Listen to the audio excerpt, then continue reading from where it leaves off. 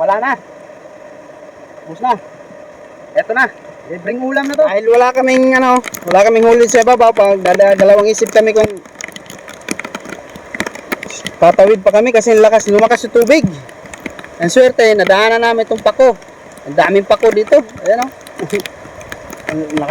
Ano na kasi malamig na. Gustong-gusto na umuwi ni Rika. Nga lang, sayang kasi ito. Ang sarap nito sa ginataan sa kilawin, kinilaw. Mangunguha muna kami.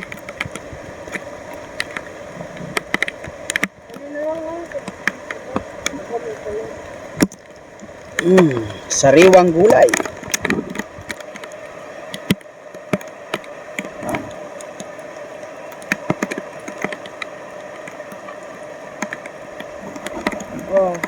Ay, buhalis kuya alam ako. Ang laki ng pako dito. Oh. Follow mo.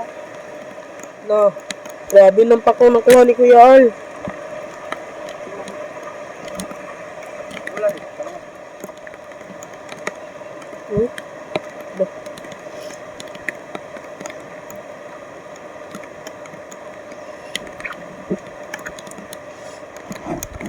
Okay na yan.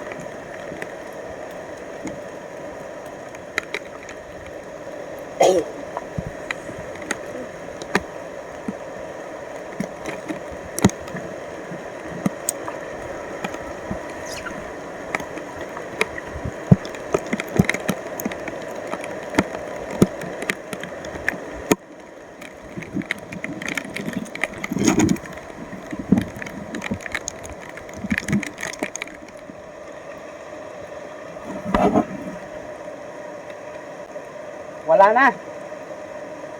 Ubus na. Eto na. Libreng ulam na to.